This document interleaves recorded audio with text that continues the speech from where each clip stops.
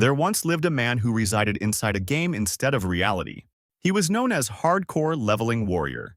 The man eventually became a god in this alternate universe. One day, the goddess within the game descended into the real world. The deity went by the name of Zero. She wiped out more than half of the human population. Hardcore Leveling Warrior returned to reality, as he was the only one capable of stopping Zero. The companions he made in the alternate realm made him cherish the real world as well. He relinquished his stats, skills, and the omnipotent status of a deity to create a timepiece that could rewind Earth's history, even if that meant he and his friends would forget each other and their memories. But it didn't matter, as long as they had a chance to live their lives to the fullest once again. Hardcore Leveling Warrior successfully reversed Earth's timeline, bringing it back to when Zero's ambitions were still contained within the game. This rewound the world by 5 years. Zero's universe, which loomed over Earth, was destroyed and dispersed throughout the galaxy in the process. Not even gods can completely erase time and history that once existed. The 5 years of Earth's lost memory hadn't fully vanished either. Instead, those recollections drifted through the cosmos along with the remnants of Zero, fragments with the ability to attract one another. The cluster of shards formed in the first 3 years was the size of an apple. However, by the 4th year, its growth accelerated drastically, expanding to a third of the moon's size. By the 5th year, all scattered fragments had converged, restoring the original physical form known as the God's Toy. Hardcore Leveling Warrior believed he had destroyed the storybook of the past, but he had merely sealed it. And now, it was about to reopen from where the tale had left off. Zero was returning home, carrying the story within. A piece of the tale plummeted toward Earth, nearing a man in an office. It whispered to him, "Hardcore Leveling Warrior." He became startled, unsure if his mind was playing tricks on him. His name was Ethan Gong, our protagonist. A co-worker noticed him daydreaming and asked again if he wanted to go to the convenience store. The female colleague's name was Sora Ko. Ethan, still puzzled by the voice, said he was full. A blonde co-worker told Sora that she would go with her, immediately sparking Ethan's interest. Her name was Ariam Lim. She stretched while mentioning to Sora that it was already that time of day. Sora asked what she meant, and Ariam explained that it was time they restocked the Kokomon bread. Ethan blushed upon hearing that Ariam also liked Kokomon. Sora and Ariam were about to leave when Ethan suddenly asked them to wait. Now he also wanted to tag along. Sora turned and questioned why he had said he didn't want to go earlier. Nervously, he claimed that his metabolism was very fast and his stomach was starting to growl. Ariam was pleased that Ethan decided to join them. Internally, Sora thought Ethan made it blatantly obvious. What a shock. He wanted to go only after Ariam said she'd join. Ethan chuckled, believing he had managed to join them in a way that seemed natural. On their way to the store, Ariam mentioned to Sora that a comet was supposed to pass through the sky that night. Sora replied that some people suspected it was actually a flying object carrying aliens. While searching for something in his pocket, Ethan called out to Ariam, saying he had something for her. Ariam was amazed by what Ethan held, while Sora remained unimpressed, wondering how anyone could possibly think of using Kokomon stickers to impress a girl. Ariam gasped, unable to believe that Ethan had a rare rainbow dragon. He offered her the sticker, having heard that she was also a collector, while Sora felt secondhand embarrassment for his attempt to win over a girl. Unfortunately, Ariam declined the offer, making Sora proud. Ethan's approach was probably the worst in history. However, Ariam soon revealed her real reason. She was a self-collector and couldn't keep anything she hadn't personally paid for. Sora sighed, realizing she was surrounded by weirdos. Ethan was easily convinced. Instead of feeling embarrassed, he revealed that he too was a self-collector who enjoyed unwrapping packs, to which Ariam agreed enthusiastically. Tired of listening to them, Sora thought they were really made for each other. She took the sticker to put an end to their chatter. Since Ethan already had another one, she saw no issue in keeping it. He didn't mind much since he had actually taken the sticker from Carter, his closest friend, hoping to gain something from it. Upon checking his phone, Ethan wondered why Carter hadn't replied to his last message yet. He must be feeling unwell or something. Suddenly, he heard the eerie voice again, calling him Hardcore Leveling Warrior. He started feeling tense, unable to understand why he kept hearing the name of his company over and over. Out of nowhere, a blue light engulfed the sky. Everyone looked up, witnessing the meteorite hurtling toward the planet. Its shape was unusual, making him wonder if it was truly a meteorite. He spotted a grotesque eye on its surface, realizing that it was staring directly at him. In that moment, the meteorite crashed, sending a wave of energy across the world. But instead of energy, it resembled streams of data spreading over the planet. Information flooded their minds as the system began configuring the human race. The system identified Ethan as someone who had completed the first playthrough of the game. Data and reality started to intertwine while Ethan remained confused,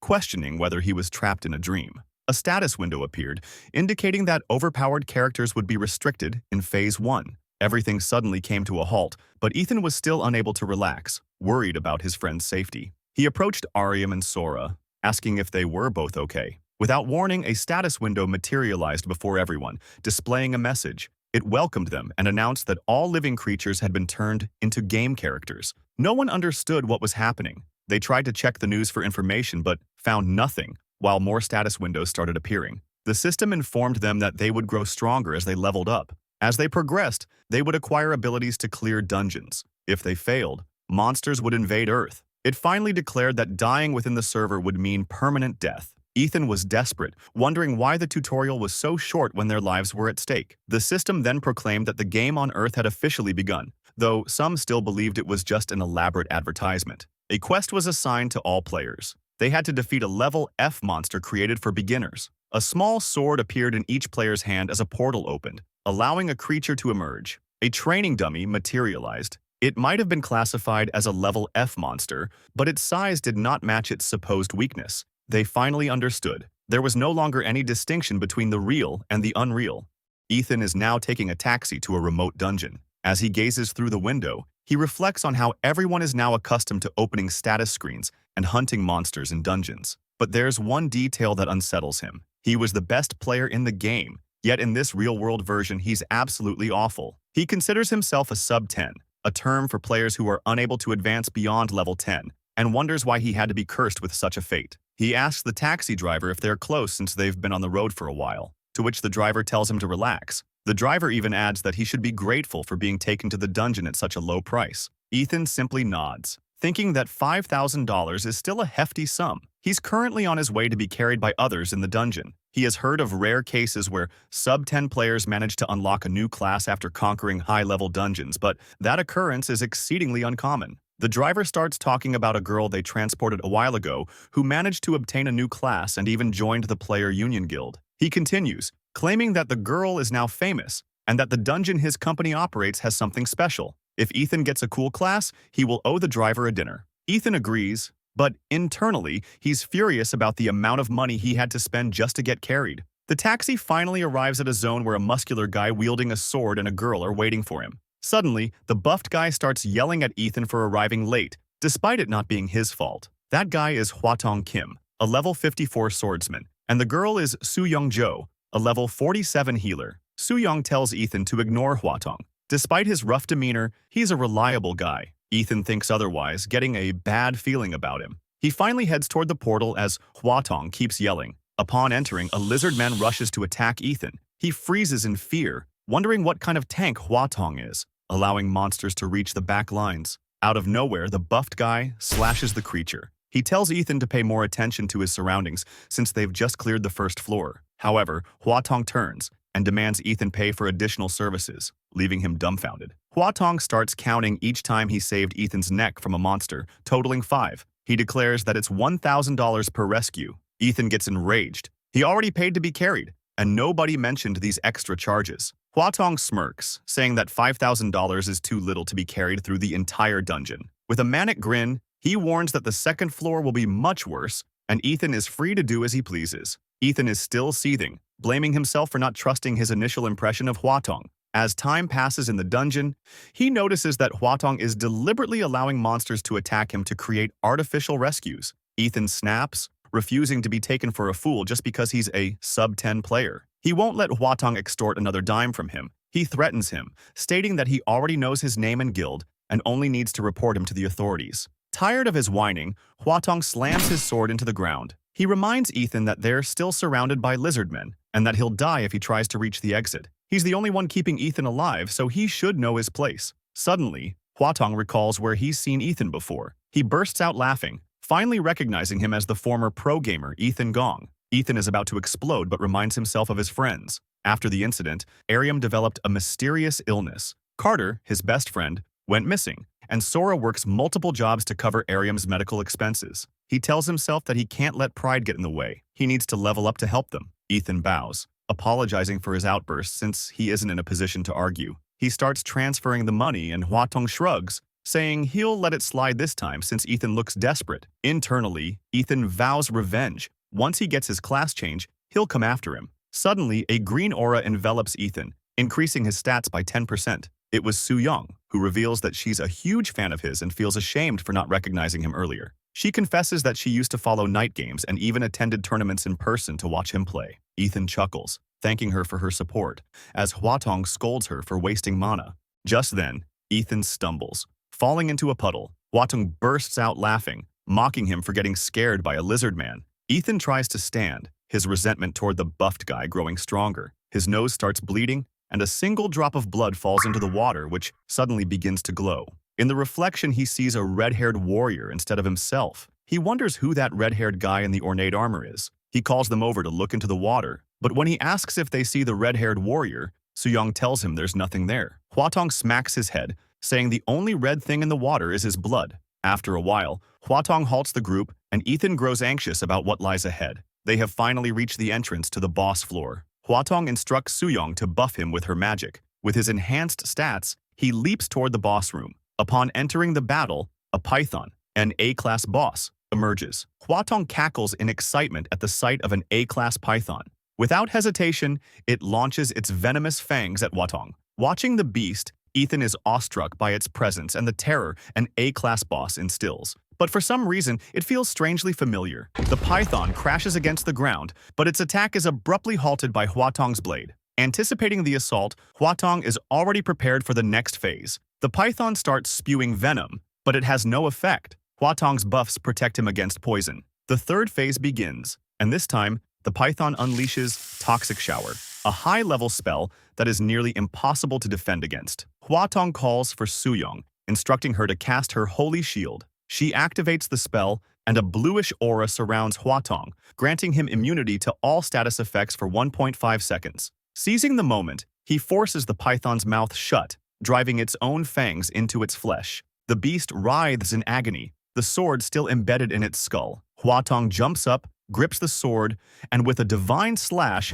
cleaves the python in two, concluding the battle. The toxic corpse lies motionless as Hwatong scoffs, calling it a piece of cake. He declares his job finished, but Ethan questions if he's sure about that since a status screen should have appeared after defeating the boss. He checks his class, but to his shock, there's no change. He yells in frustration, wondering why he failed to unlock a new class again. There must be a hidden boss or something, otherwise the pop-up message would have appeared. Hwatong dismisses his claim, shoving Ethan aside as he prepares to leave. Ethan shouts at him, reminding him that he was supposed to carry him until the dungeon was fully cleared. Hwatong laughs, telling him to blame his bad luck. Ethan lunges at him, trying to stop him until he unlocks his class change. As they argue, no one notices the python's corpse beginning to shift and transform. Hwatong finally breaks free from Ethan's grip, but Ethan refuses to back down. He won't stop until he gets his class change, pushing Hwatong to his breaking point. Suddenly, a Crimson System message emerges, announcing that the 10,000th dungeon boss has been vanquished.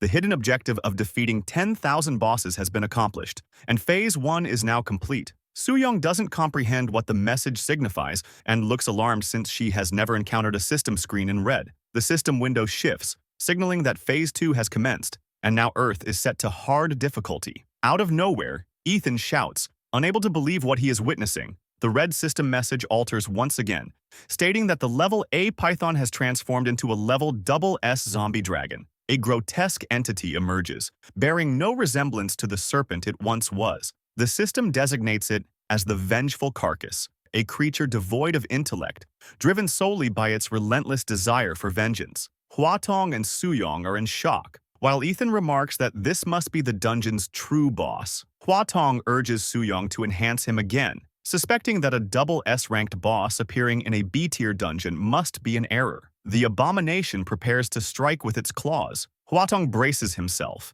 convinced he can deflect the blow. However, upon impact, he is hurled like a ragdoll and crashes violently against a wall. Soo-young rushes toward him, asking if he's all right. She's ready to heal him, but Hwatong stands abruptly, screaming that he doesn't want to die, then dashes toward the exit.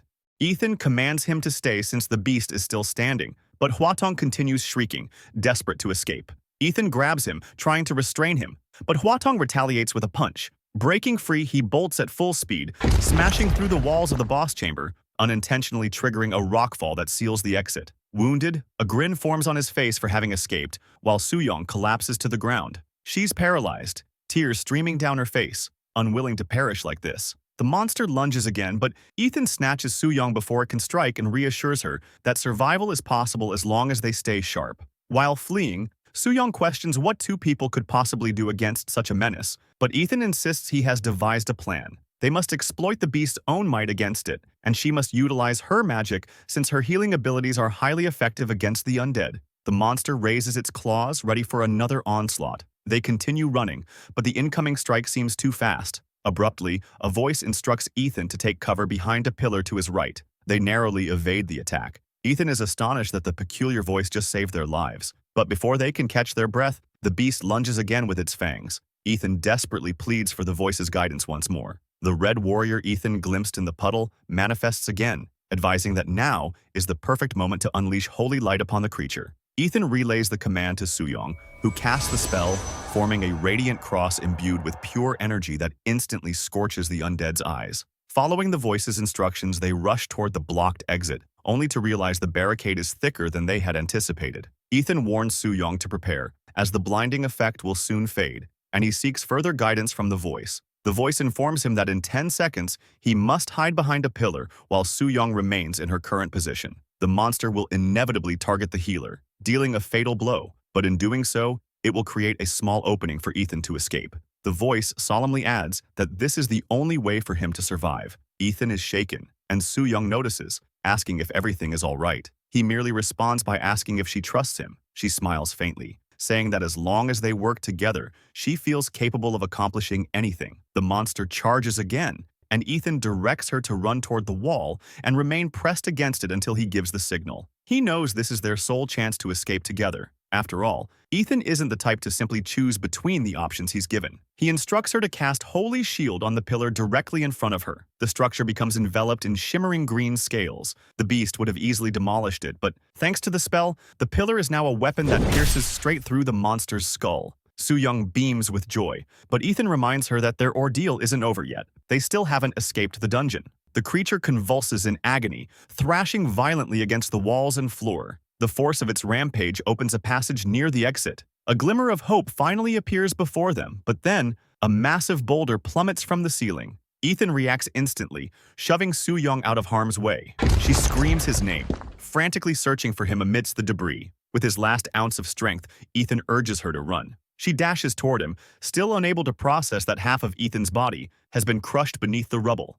Trembling and sobbing, she asks why he sacrificed himself for her. She refuses to abandon him and prepares to heal. But Ethan yells once more, demanding that she flee, or his sacrifice will have been meaningless. Tears streaming down her face, she sprints toward the exit, vowing to return. But before she can finish her promise, additional rocks crash down, sealing the gateway once more. Ethan, lying trapped, asks the heavens why this happened when he had friends waiting for him. Exhausted, he resigns himself to his fate. Eventually, the monster devours him. Darkness engulfs everything, and a yellow message appears. Game over. However, unlike usual, the message also states that he still has one life remaining. The system initiates Ethan's second playthrough and informs him that there is saved data awaiting retrieval. Since Ethan is unconscious, the system begins loading the data without his confirmation. The old and the new Ethan begin to merge. The system identifies him as hardcore leveling warrior, and his new data starts overwriting Ethan Gong. As more information floods his mind, the system reconfigures his body. A crimson glow bursts from the monster's mouth. It suddenly opens, releasing a cascade of red data cubes throughout the chamber. Hardcore leveling warrior's body reconstructs, his stats being reassigned. His memories resurface, both the pleasant and the painful ones. At last, all data is fully loaded, officially launching Hardcore Leveling Warrior's second playthrough on the Earth server. The beast doesn't hesitate, lunging once more to swallow the reborn Ethan. Yet, he feels no fear. Instead, he smirks and declares, "It's time for you to pay for the feast you just had with my body." The undead dragon unleashes a devastating strike, shattering the ground beneath it. However, Ethan easily evades the assault, leaping over the beast and beginning to charge a potent punch. Upon impact, the blow smashes the creature's body against the floor, culminating in an explosion that scatters its flesh across the room. Ethan stands next to the carcass, looming over a pool of blood. He starts kicking it, declaring that he knows it isn't dead yet. Suddenly, The zombie dragon's ability activates, triggering the vengeful reincarnation and causing the scattered remains to stir once more. Each chunk of flesh begins to morph, sprouting fangs and eyes. At last, the sanguine devourers emerge, grotesque humanoid figures bearing the monstrous teeth and glaring eyes of the vanquished undead dragon. Ethan remains unimpressed, sneering as he calls them disgusting cockroaches. The devourers lunge forward, eager to consume their red-haired adversary. Ethan spots Huatong's sword and flips it into the air. Snatching the blade mid-flight, he infuses it with his energy, filling the chamber with a crimson glow. Ethan surges ahead, weapon in hand, and in the blink of an eye, the devourers are cleaved apart. More spawn, encircling him, but they share the same fate, cut down by Ethan's moonlight slash. At last, the lifeless husks collapse, and he exhales in relief, reassured that his skills haven't dulled. Without warning, a fissure cracks open in the floor, and a red spine erupts, hurtling toward Ethan's face. The impact lifts him high into the air as the beast's single eye gleams with delight. Yet Ethan is merely toying with it, taunting the creature to die already and stop lingering. Gripping the spine, he yanks the remains of the monster from the ground. With the carcass fully exposed, Ethan resolves to end it once and for all. Employing the hardcore leveling warrior style, art of unarmed swordsmanship, he flips the beast, executing both a vertical and horizontal slash that finally eradicates the undead foe. He stands victorious, but suddenly bursts into laughter, only to slip and crash onto the ground, biting his own tongue. Despite his cheerful expression, Ethan feels nothing but disgust at the return of his former self. To protect his friends, he once abandoned the absolute power he had attained. To restore their well-being and happiness, he reset Earth's timeline. By sheer happenstance, he became entangled in their daily lives once again. But now, the time he forcibly rewound has resumed its natural course. However, in this new reality, he was left far too weak. To safeguard his friends, he endured humiliation and sacrificed his wealth. This final memory ignites his rage. He still has unfinished business with Huatong. He seethes at the thought of killing him for daring to rob him, considering that, thanks to Ethan's efforts, Huatong lives comfortably on Earth. With a wicked grin, he decides it's better to let him live, suffering through the same torment Ethan endured before awakening. Suddenly, a system window materializes, congratulating him for being the first to defeat a double S monster. A high-tier experience box appears, and without hesitation, Ethan opens it. Overwhelmed by exhilaration,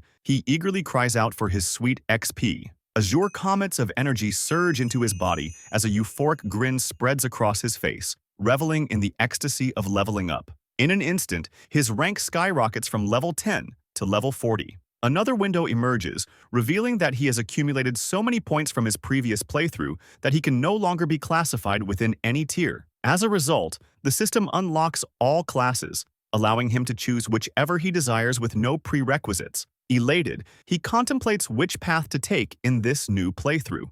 Still staring out the window, he thinks unlocking all classes at once is a fantastic reward for completing a playthrough. Testing the system, he selects the God class but is informed that God is not available at the moment. He doesn't lose hope, though, since it said, "not at the moment." For now, Ethan still contemplates what to choose. In his previous playthrough, he was a gambler. He would only need to replicate his strategy to reclaim the top spot in no time. However, there's a significant drawback. If he dies, he'll revert to level 1, even if he uses an item to revive. He decides to pick a different class, one that allows him to level up swiftly without excessive grinding. A wizard comes to mind. Each spell in his repertoire would be a devastating attack, even more so if he acquires a legendary grimoire. The idea of unleashing multiple spells with his immense mana pool tempts him, but not enough. He's a hardcore leveling warrior, so a standard class like wizard doesn't suit him. Now, a weapon master crosses his mind. He'd be able to wield any weapon without stat penalties, but the downside is that he'd have to farm for high-quality gear. What about a black wizard?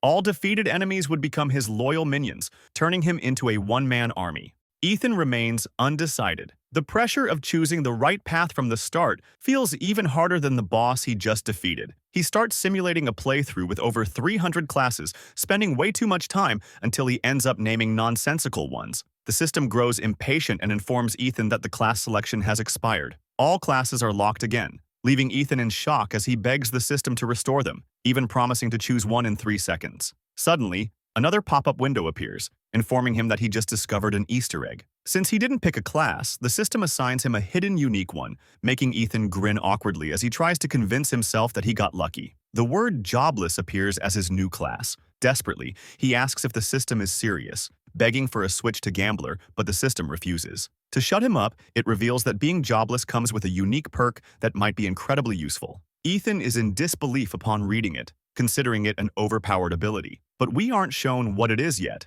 Suddenly, the blocked entrance of the boss room explodes, revealing that Soo-young actually returned with reinforcements to rescue Ethan. Sitting on the floor, Ethan greets her as if nothing had happened in that room. With a grin, he casually reveals that he got a class change. She dashes toward him, embracing him while sobbing. She's beyond relieved to find out that he's still alive. She adds that he can ask for anything. After all, she owes him her life. He admits he has a request he can no longer hold back and apologizes in advance. Still crying, she blushes slightly, trying to figure out what he wants from her. With a manic expression, Ethan asks her to call him a taxi. He needs to visit Hwatong's guild to beat his ass. Soo-young is left completely dumbfounded.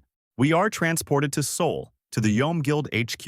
Ethan finally arrives in his taxi, amazed at how much money the guild makes by scamming people. He spots two buff guards at the entrance and approaches them, asking them to tell Hwatong to meet him downstairs. One of the guards steps forward, demanding to know who he is and which guild he belongs to. Ethan simply introduces himself and asks again if he can deliver the message. This infuriates the guard, who throws a powerful punch at him for his audacity. Ethan doesn't flinch and counters with a casual kick, sending the guard flying through the entrance of the building. He steps inside like he owns the place and for the last time asks if anyone knows Hwatong. No one bothers to answer, they just charge at him, weapons drawn. Ethan merely sighs, fully aware that things were going to escalate. After single-handedly beating all the guards, he approaches the secretary and asks where Hwatong is.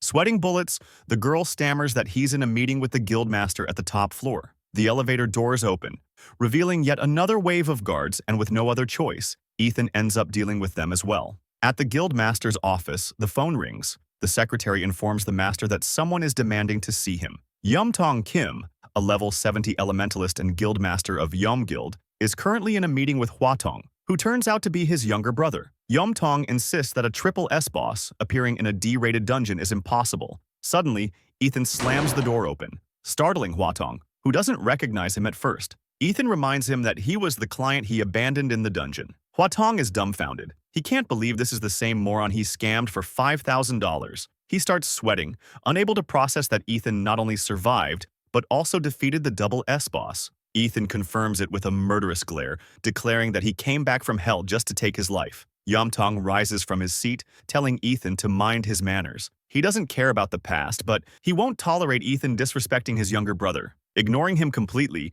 Ethan whacks Hwatong's head, squishing him like an accordion while questioning why he wasn't raised properly. Ethan wasn't even aware of his own strength, slightly horrified at how uglier Hwatong just became. Yumtong, now furious, unleashes a powerful fireball, causing the floor to explode beneath them. He activates his Flame Emperor armor and swears to burn Ethan from head to toe. Ethan, unfazed, mumbles that Yumtong should just give his money back if he doesn't want to end up like his brother. Yumtong prepares his boom boom ball, ready to incinerate Ethan's face. However, before he can launch it, Ethan whacks him too, blaming him for global warming. Just like that, the Flame Emperor armor shatters. Not even $1 million set of armor could withstand Ethan's strike. Even in defeat, Yumtong threatens Ethan, warning that the player union will come after him. Stepping on his head, Ethan reminds him that he doesn't care. Instead, he asks for the password to the safe he noticed in the corner. Yumtong refuses, but instead of forcing him, Ethan casually approaches the safe. He comments that he would have only taken half if Yumtong had cooperated. With a single motion, Ethan rips the safe door off, sending metal fragments flying. Yumtong watches in horror, unable to believe that someone could physically destroy a titanium alloy safe. Struggling to stand, he begs Ethan not to take the money, warning that others will come after him. Ethan hurls the safe door at him, embedding it into the wall. Yumtong, now trembling, pisses himself as Ethan coldly reminds him that that's not his problem. After all, they didn't care when they were robbing innocent players. The gold inside shines like a radiant sun, making Ethan grin with excitement. Looking around for something to carry the loot, he spots a golf bag, stuffs it full, and casually walks out, completely ignoring the firefighters rushing in. Something nags at him. It feels like he's forgetting something. Finally, he remembers. He wanted a popsicle because that room was a damn inferno. While eating it, the feeling persists. But no matter how hard he thinks, the memory remains locked. Suddenly, his phone buzzes. It's a call from Sora. She desperately pleads for Ethan's help. Arium is in critical condition. Ethan's popsicle falls from his hand as he sprints toward the hospital. He knows that Ariam will die in a few days because time has started flowing again. We are taken to the Giga Medical Center in Seoul. The physician overseeing Ariam is bewildered. He cannot comprehend how someone with those symptoms is still breathing. Even though in this new world, a healing spell surpasses modern medicine, he refuses to surrender and instructs the nurses to transfer her to an operating room. Sora sobs in the background, pleading for Ariam to keep fighting and not abandon her. Her vital signs begin to deteriorate, becoming more erratic by the second. Suddenly, Ethan bursts into the room, shattering the window where Ariam was being kept. The doctor and nurses yell at him, demanding to know who he is and why he entered the hospital in such a manner. Ethan simply states that he is her guardian, while the doctor continues shouting, exasperated that they are running out of time and he is only worsening the situation. Ethan remains silent. On his way there, he had been contemplating Ariam's predicament and concluded that she wasn't ill. In truth, she was vanishing due to a temporal paradox. Sora steps into the room, catching Ethan's attention. She has also undergone a transformation, but she is even more surprised by Ethan's altered appearance. He asks her if she now recalls things she had forgotten long ago, but she denies it, clarifying that Ethan is the only one who managed to reload his past self. With pain in her expression, she reveals that Ariam's condition deteriorated when her appearance changed into that of her player. She had been fine a couple of days before, eating and talking as always. But after a pop-up window announced that the Earth server had switched to hard mode, they couldn't believe how drastically their appearance shifted. She had been thrilled by the fact that their levels were no longer capped at 10, excited that they could finally grow stronger together. But suddenly, Ariam started coughing up blood, to the point that Sora feared she was going to die. Ethan grabs the golf bag and hands it to the doctor as payment for the remainder of Ariam's medical expenses. Deep inside, he knows that the 5 years he rewound were merely a fleeting illusion. Ariam hadn't survived in the original timeline, but thanks to Ethan's sacrifice, she was given another chance. Now that time has resumed its natural course, she is in critical condition because, in reality, she was meant to be dead. The pain is unbearable. Ethan himself doesn't know if there's anything he can do to save her. Sora implores him, desperately seeking words of reassurance that Ariam will pull through, but he is in no position to offer hope. What's the point of having all his stats maximized if he cannot even save a friend? One of the nurses wheels Ariam's bed toward the surgery room before it's too late. Sora tries to convince herself that there must still be a way to save Ariam. There are dragons in the sky, people breathing fire. She screams in frustration, questioning why a miracle won't happen when they are in a game where anything should be possible. That cry strikes Ethan's mind like lightning. That's right, they are inside a game. So perhaps there's a rule that could apply to this scenario. They've been trapped in a world game resembling Lucid Adventure, the original game. He recalls that in Lucid Adventure, the Python's dungeon was located next to another called the Deep Sea. And by coincidence, an underwater dungeon was recently discovered near the one he had just cleared. Perhaps the solution lies there. Ethan praises Sora. Even without her memories, she remains incredible as always, giving him strength at his lowest. He vows to save Ariam, assuring Sora not to worry. He will return soon. As Ethan leaps from the room, Sora is awestruck by his confidence, wondering why that attitude feels so familiar. Ethan lands on Ariam's bed, alarming the nurses who urge him not to do anything reckless. He apologizes to Ariam for waking her, but it will only be for a short while. Lifting her into his arms, Ethan prepares to jump as the nurses scream at him, reminding him that they are on the 10th floor. But he doesn't care. He leaps from the building. He lands unscathed on a car, startling a biker who was just passing by. Immediately after, he throws the biker off his vehicle, instructing him to call his number for compensation. Ethan starts the bike and speeds toward the underwater dungeon. Elsewhere in the city, a mysterious man tends to his plants on a terrace. Sensing someone approaching in a wheelchair, he sighs and reminds his visitor that he is currently on break. The visitor turns out to be Yomtong, who seeks the man's help in eliminating Ethan. But as he begins explaining what happened to his safe, he is abruptly cut off. The enigmatic man remarks that his rates double when his services are requested during his downtime. It is revealed that they are inside one of the Taeguk Guild's buildings. Yomtong attempts to negotiate, but a single glance from the man silences him, prompting an immediate apology for his disrespectful tone. Just then, the man receives a call. On the other end, his subordinates report complications at the entrance of the underwater dungeon. They have all been left battered on the beach, all 30 of them. They describe how a random man carrying a woman forced his way through the portal. Standing before the entrance of the double S-rank dungeon, one of the workers remarks how odd it was that the intruder had compelled every healer to channel their energy into the woman, exhausting them completely. Yet they still couldn't heal her. They describe him as a red-haired man in his 30s. Upon hearing this, Yomtong immediately confirms that it must be the same person who humiliated him. This piques the mysterious man's interest, and he decides to summon one of his top operatives, Creed. Yumtong is left in shock, unable to believe that Taguk, the enigmatic figure before him, has such deep ties with the player union. Taguk provides Creed with the target's details, a red-haired man located in the underwater dungeon off the coast of Incheon. Creed, in the middle of a battlefield, casually answers the call. Despite being attacked from all sides, he remains unfazed, effortlessly eliminating his adversaries without breaking a sweat. Given that Taeguk assigned him a task without prior notice, it must be something serious. Creed, ranked as the #1 assassin, is now intrigued by his red-haired target. Meanwhile, deep within the underwater dungeon, a colossal lobster launches an attack on Ethan and Ariam, who, now revitalized by the healer's energy, is finally able to stand. Ariam recoils at the monstrous creature, while Ethan simply muses that it would make a great meal. The lobster's massive claw descends upon them, and Ariam clings to Ethan in terror, screaming. But Ethan doesn't flinch. He lifts the beast as if it weighs nothing and hurls it against a wall, killing it instantly. Ariam stares in astonishment and praises him, while Ethan, blushing, reminds her that she can let go of his arm. Flustered, Ariam releases him, realizing she had been so scared that she hadn't noticed the situation. As they continue deeper into the dungeon, Ethan notes that they are nearing the boss chamber. Ariam then mentions that she overheard him whispering about how strange it was for her to be so frightened, and asks him what kind of person she was in the past.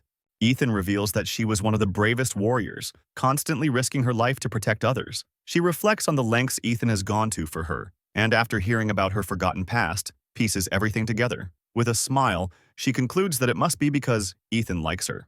He begins trembling and sweating cold, unsure of how to respond. He certainly likes her, but was so caught off guard by her direct approach that his mind is now blank. He attempts to change the subject immediately, diverting attention to a random crab. He starts mumbling about how peculiar that crab is because it emits light when pressure is applied to its shell. Upon receiving no reaction from Ariam, Ethan turns, only to realize that she has lost consciousness. He rushes to her, pleading for her to stay with him. After a while, she regains consciousness. She appears extremely frail and exhausted, wondering what kind of assistance she can provide in such a state. While standing before the boss room, Ethan reassures her that she'll recover in no time. He hands her a lightning short sword, a rare weapon with extra damage against aquatic monsters, and with a 5% chance of activating the ability Chain Lightning. She takes it but isn't sure why, as she doesn't feel inclined to fight with it. However, Ethan tells her that she must defeat the boss. Ethan declares that she must slay the double S monster all by herself. This leaves her speechless, unsure if he's joking with her.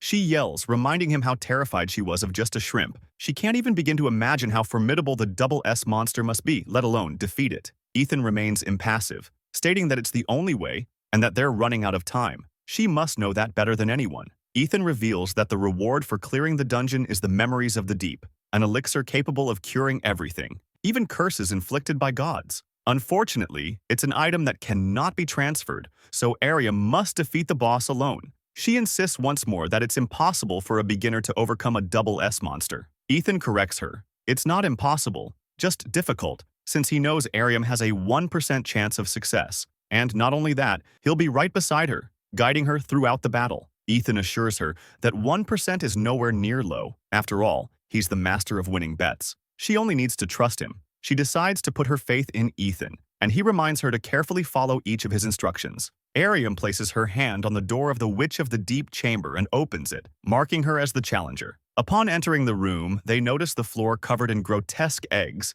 and a throne at the center. A mysterious presence begins speaking, unimpressed that only 2 people came to see her. She's Octanash, the double S boss of the underwater dungeon. As the battle begins, she calls her sisters, awakening the 3 of them from their slumber. A pufferfish, urchin, and eel girl emerge from the eggs, wielding their weapons. Ethan instructs her to stay behind him during the first phase of the fight. The 3 sisters unleash their attacks. To summon the hidden boss, the first condition is to be struck by 3 attacks simultaneously. The attacks collide, fulfilling the first requirement and engulfing the room in smoke. Ariam is bewildered. So far, the battle is proceeding according to Ethan's predictions, but it still seems incredibly perilous. As the smoke begins to dissipate, Ethan appears unscathed, merely commenting that the attack was as irritating as an itch. The 3 sisters start panicking at the realization that someone withstood their combined assault. Now, it's time to fulfill the second requirement. He must defeat each sister with a single strike. The sisters collapse unconscious while Ethan stands triumphant,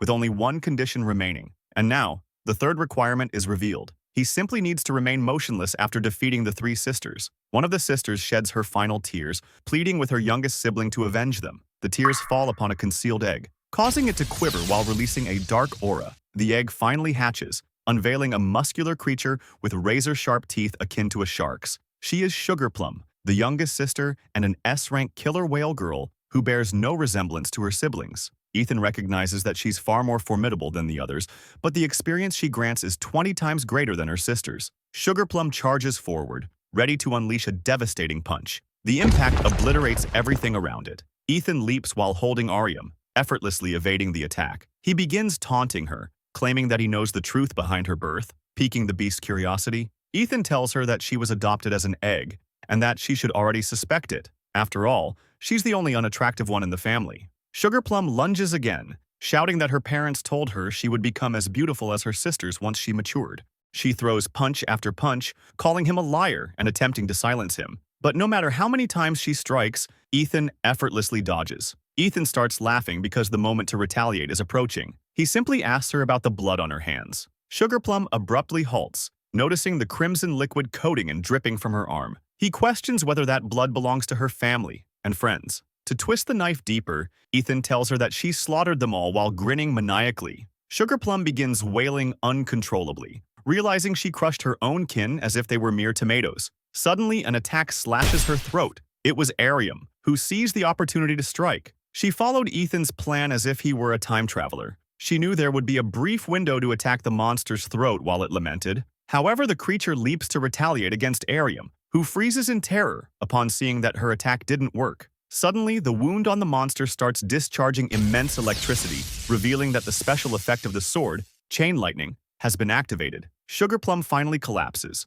her body transforming into data that eventually dissipates. A massive surge of experience causes Ariam to level up continuously, reaching level 40. She even unlocks a class change, acquiring her unique trait called Columbus. Upon checking her status window, Ariam can't believe how many new abilities she has, while Ethan is thrilled. They're finally ready for the ultimate battle. Octonash rises at last, stretching her body while commending them for making her stand. She gazes at them, declaring her intention to transform them into a merman and a mermaid so they can serve her in place of the girls they killed. After leveling up, Ethan asks Ariam if she's prepared to go all out, and she affirms. Now that she has a new trait, La Santa Maria of Columbus, she gains the ability to double her damage output if the battle takes place near water, and since they are underwater, the effect is permanent. Octonash begins charging pink energy in one of her arms as she decides who will be her first victim. She dashes toward them at full speed while Ethan shouts for Ariam to activate her special ability. She's ready, but she still doesn't know exactly how to use her skills. This becomes problematic as Octonash's attack is about to strike Ethan. With no buttons to press, she concentrates deeply on the ability she wants to trigger. For a moment, it seems to work, but then a window appears, indicating that there was an error. She failed to activate the ability. In an instant, Octonash pierces through Ethan's body, making him spit blood as Ariam wonders why, unlike in the game, she failed to use a newly acquired skill. Thanks for watching. I hope you enjoyed the video and don't forget to like and subscribe. See you in the next one. Bye-bye.